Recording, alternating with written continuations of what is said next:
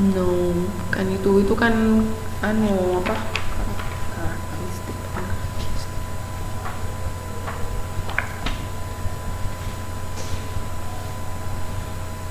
Bukan.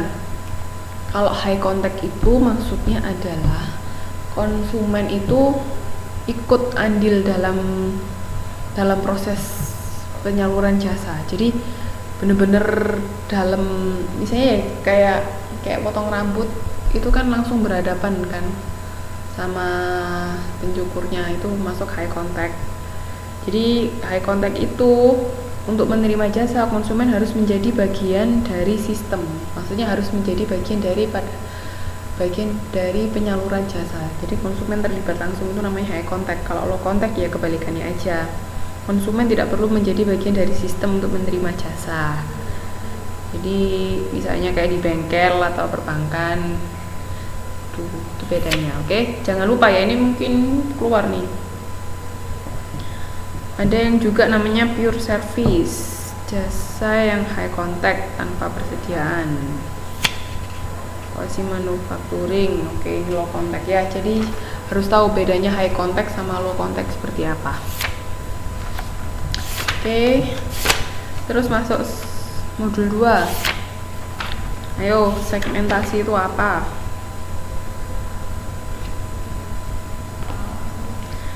Oh, masih ingat proses pengambilan keputusan nggak?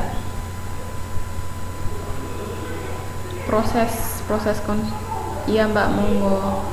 Proses konsumen dalam mengambil keputusan, ingat nggak ada berapa?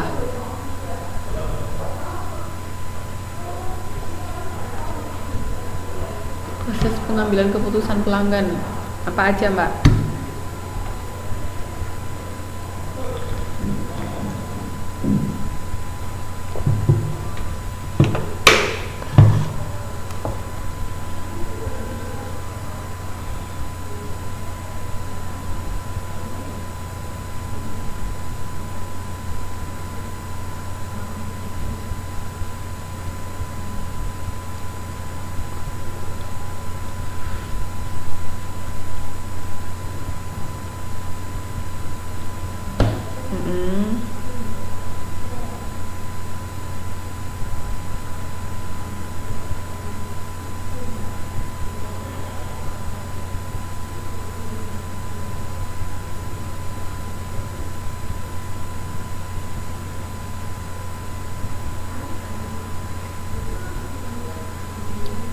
Oke, jadi prosesnya ada 5 ya.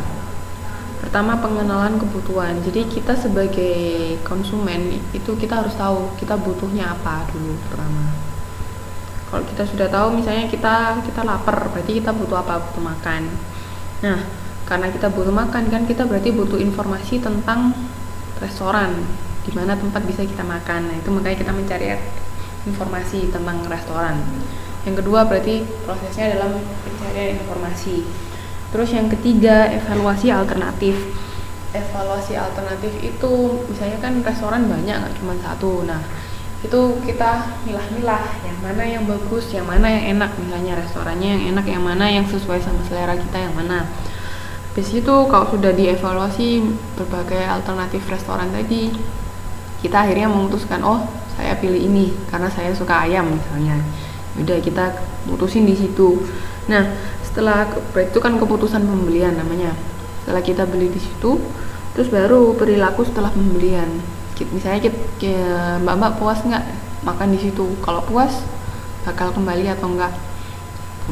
Jadi kalau perilaku setelah pembelian itu tergantung pada masing-masing konsumen, apakah mereka puas atau enggak sama jasa yang mereka terima. Kalau mereka puas, mereka akan kembali. Kalau enggak, ya mungkin cari yang lain. Oke. Jadi prosesnya ada 5 ya, jangan lupa.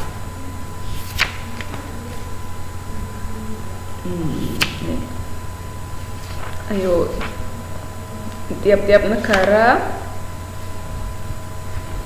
sama atau beda kira-kira perilakunya masyarakat tiap negara? Perilaku masyarakat tiap negara sama beda. Oke. Jadi kita juga harus bisa menyesuaikan ya.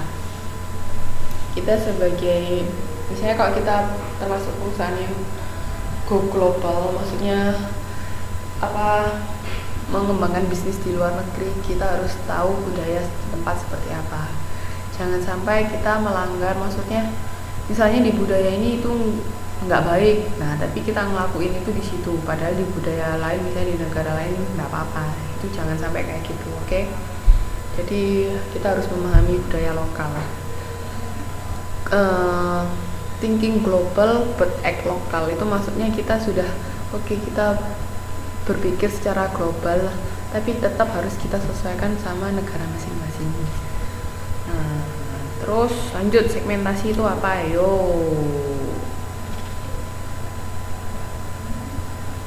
segmentasi itu apa?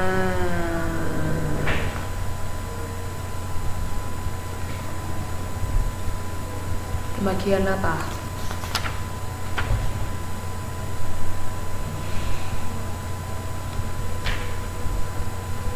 Pembagian apa segmentasi?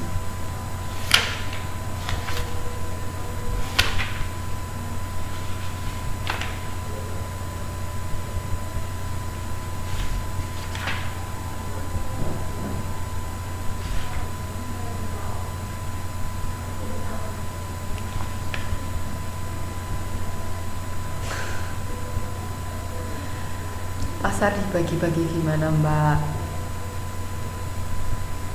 Ayo.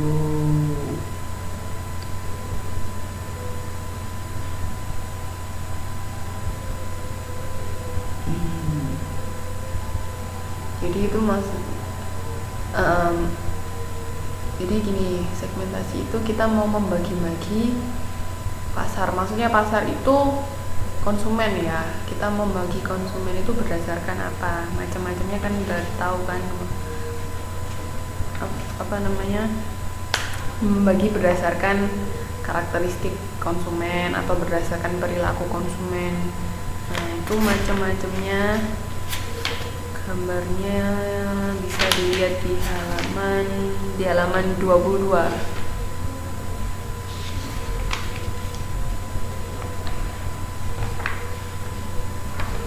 Gambarnya bisa dilihat di halaman 222. Jadi itu pembagian segmentasi bisa berdasarkan karakteristik konsumen.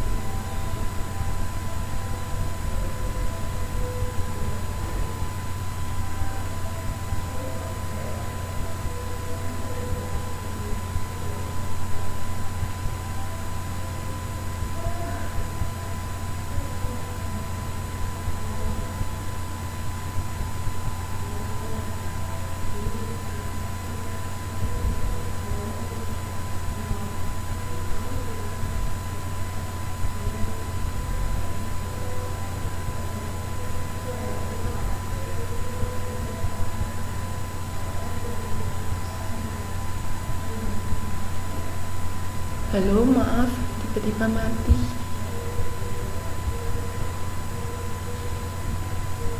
Halo. Oke, jadi ini tadi segmentasi itu ada dua pendekatan. Yang satu pendekatan karakteristik konsumen, sama yang kedua pendekatan respon konsumen. Kalau karakteristik itu bisa demografik sama sosioekonomik, psikografik, geografik sama manfaat. Terus customer respon itu berdasarkan loyalty, promotional, usage, service ya. Jadi itu ada berdasarkan respon sama karakteristik konsumen. Jadi segmentasi itu kita membagi-bagi konsumen. Maksudnya misalnya kalau demografis itu berdasarkan usia. Jadi tergantung sesuai dengan produk kita. Produk kita ini cocok sama untuk siapa, untuk konsumen apa. Misalnya untuk konsumen tua atau konsumen muda, nah itu harus kita bagi-bagi. Jadi jangan sampai kita mencampur adukan, oke?